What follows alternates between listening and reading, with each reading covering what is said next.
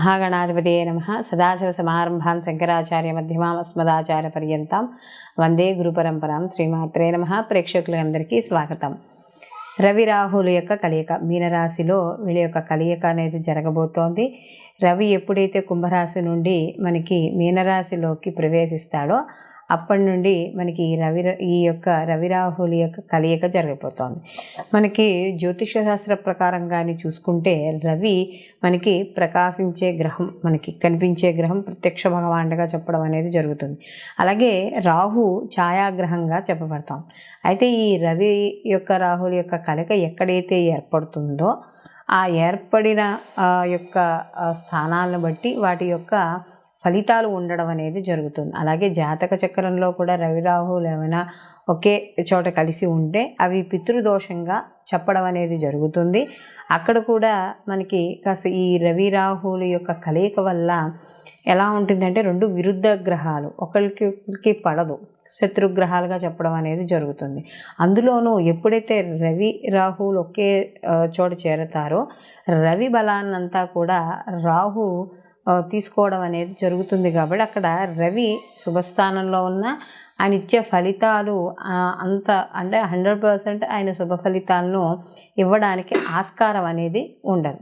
కాబట్టి అలాంటి విషయాల్లో కాస్త ఇక్కడ మనకి ఇబ్బందులు పడడం అనేది ఉంటుంది. అయితే సహజంగా మామూలుగా ఏమైనా రాహు కానీ ఒక మన జాతకంలో ఆయన ఉండే స్థితి బాగుంటే మాత్రం వాళ్ళు చాలా ఉన్నత స్థితికి వెళ్ళడం అనేది జరుగుతుంది. అలాగే జాతకంలో కానీ ఈ యొక్క రవి రాహుల యొక్క కలయిక కానీ లేకపోతే రాహు యొక్క ఉండే స్థితి కానీ సరిగ్గా లేకపోయి ఉంటే ఆయన దానివల్ల కాస్త బాగున్న వాళ్ళు కూడా, అంటే జాతక ప్రకారం బాగున్న వాళ్ళు కూడా కాస్త ఇబ్బంది పడే అవకాశాలు అనేవి కనబడతాయి. అయితే ఈ యొక్క రవి రాహుల యొక్క కలయిక వల్ల సహజంగా ఏర్పడే ఇబ్బందులు ఏమిటి అంటే స్నేహవర్గంలోనూ బంధువర్గంలోనూ మాట పట్టింపులు, వివాదాలు ఇలాంటివి రావడం, లేదా ధర్మానికి విరుద్ధంగా ఏవైతే కార్యక్రమాలు ఉన్నాయో అవి చేపట్టడం, ఉద్యోగాల్లో ఒత్తిళ్ళు కాస్త ఎక్కువగా ఉండడం, ఇలాంటివన్నీ కూడా కనబడుతూ ఉంటాయి.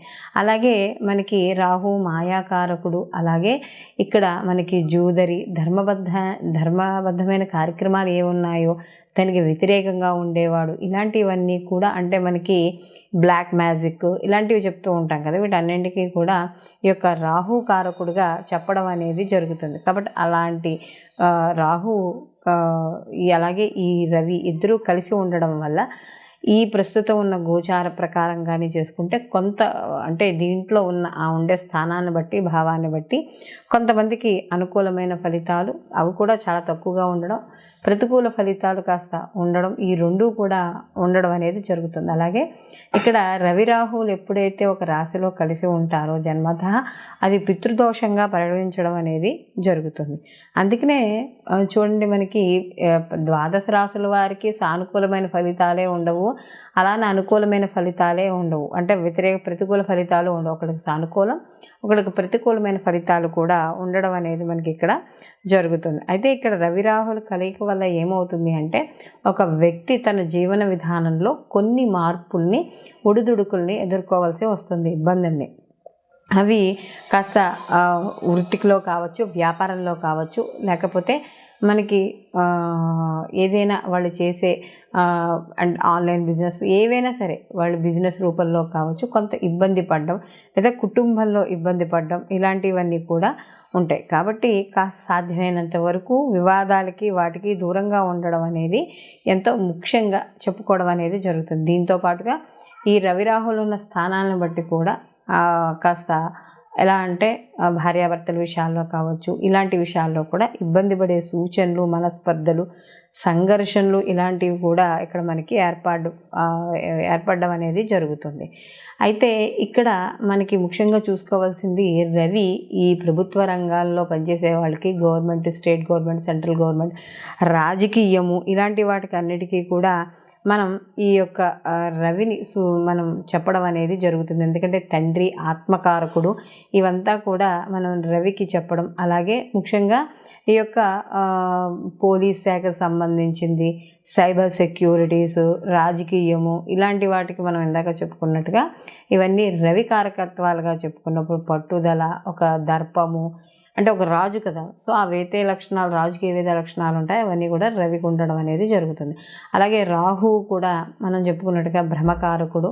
అలాగే ప్రతిదీ కూడా మనని ఊహించుకునేటట్టు, ఊహాలోకాల్లో విహరింపజేసేటట్టు చేస్తాడు.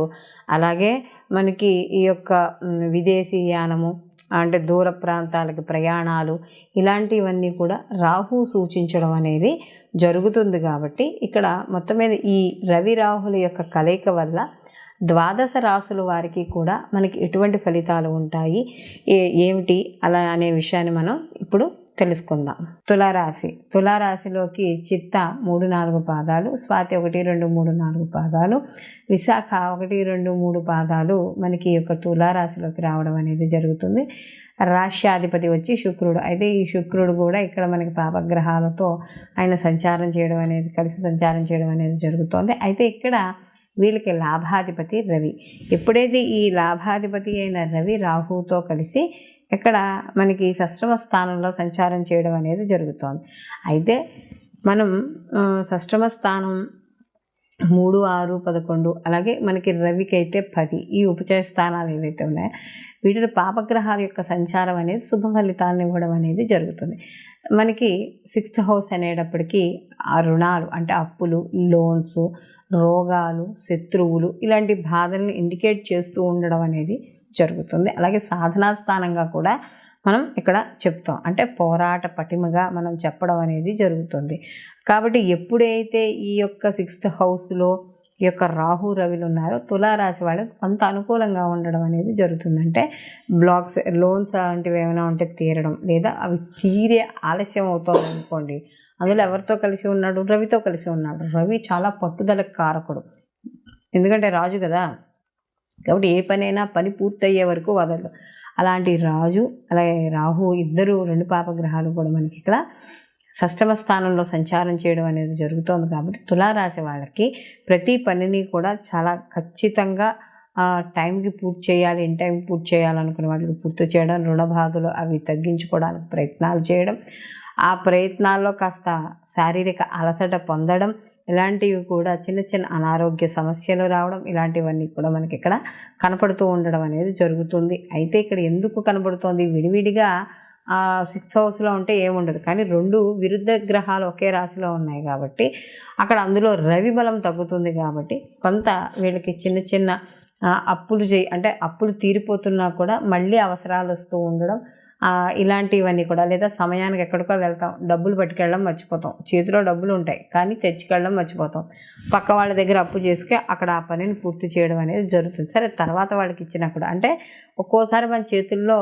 ధనం ఉన్నా కూడా అక్కడ ఉన్న పరిస్థితులను బట్టి పక్క వాళ్ళ దగ్గర నుంచి అప్పు తీసుకుని చేసుకోవడం, ఇలాంటివన్నీ కూడా ఇక్కడ మనకి కనపడుతూ ఉంటాయి. కాబట్టి ఈ శత్రు రుణ బాధలు ఏవైతే ఉన్నాయో అవి కాస్త తగ్గుముఖం పట్టడం అనేది యొక్క తులారాశి వాళ్ళకి ఈ రవి రాహుల యొక్క కలయిక వల్ల జరుగుతుంది. కాబట్టి ఇంకా మరిన్ని మంచి ప్రయోజనాలు కావచ్చు, మంచి వాతావరణము ఇలాంటివి ఏర్పడాలనుకున్నప్పుడు మనం ఏదైతే రెమెడీస్ చెప్పుకుంటున్నామో ఆ రెమెడీస్ని తప్పకుండా పాటిస్తే మాత్రం సానుకూలమైన ఫలితాలు పొందడం అనేది జరుగుతుంది. ఈ రాశివారు ఈ రవి రాహుల యొక్క ప్రభావాన్ని, అంటే మనకి ప్రతికూల ప్రభావాలున్నా సానుకూల ఫలితాలు మనకి ప్రభావాలున్నా కూడా ప్రతిరోజు కూడా ఆదిత్య హృదయ పారాయణ చేసుకోవడం, ఎందుకంటే రవి తన బలాన్ని తను సంపాదించుకోవాలి కాబట్టి ఈ యొక్క రవి బలాన్ని సంగ్రహిస్తాడు. కాబట్టి ప్రతిరోజు కూడా ఈ రాశివారు ఆదిత్య హృదయ పారాయణ చేసుకోవడం, అలాగే దుర్గా కవచం కానీ దుర్గా పారాయణ కానీ, ఎందుకంటే రాహు యొక్క తీవ్రతను ఏదైతే ఉన్నాయో ఆ తీవ్రతను కూడా తట్టుకోవాలి. సానుకూల ఫలితాలు ఉన్నా కూడా మనకి ఇక్కడ మరింత సానుకూలంగా రావడానికి నిత్యము అమ్మవారి యొక్క ఆరాధన, అలాగే సూర్య నమస్కారాలు, ఆదిత్య హృదయ పారాయణ ఇవన్నీ కూడా ఈ రాశివారు ప్రతిరోజు తప్పకుండా చేసుకోవాలి. అలాగే సూర్య భగవానికి సంబంధించిన 12 నామాలు చదువుకున్నా, అలాగే ఆదివారాలు ఈ ఏదైతే పీరియడ్ ఆఫ్ టైం ఉందో ఈ పీరియడ్ ఆఫ్ టైంలో మనకి ఈ యొక్క రవికి సంబంధించిన ఏదైనా కవచాన్ని పారాయణ చేసుకోవడం, లేదా సూర్యాష్టకం పారాయణ చేసుకోవడం, ఏదైనా చేసుకోవచ్చు. అలాగే ఆదివారం రోజు నియమాలు, అంటే సూర్యోదయానికి పూర్వమే లేవడం, అలాగే ఈరోజు తలంటుకోకుండా ఉత్తి చన్నీళ్లతో తలారా స్నానం చేయడం, ఆదివారం రోజు మాంసము మద్యము సేవించకుండా ఉండడం, ఈ యొక్క గోధుమలుని నానబెట్టి గోవుకి తినిపించడం, రాహుకాలంలో వెళ్ళి ఆదివారం నాడు రాహుకాలంలో 4:30 to 6 మధ్య రాహుకాలం ఉంటుంది. కాబట్టి ఈ రాహుకాలంలో ఈ గోధుమలు కాస్త ఆవుకు తినిపించడం, ఇలాంటివి చేయడం ద్వారా ఈ రవి రాహుల కలయిక ఇక్కడ ఏదైతే ఉందో దాని నుండి వచ్చే ఫలితాలు, అంటే వ్యతిరేక ఫలితాలు ఏమైనా ఉంటే అవన్నీ కూడా కాస్త తగ్గుముఖం పట్టడం అనేది జరుగుతుంది. సర్వే జనా సుఖినో భవంతు, లోకా సమస్తా సుఖినో భవంతు.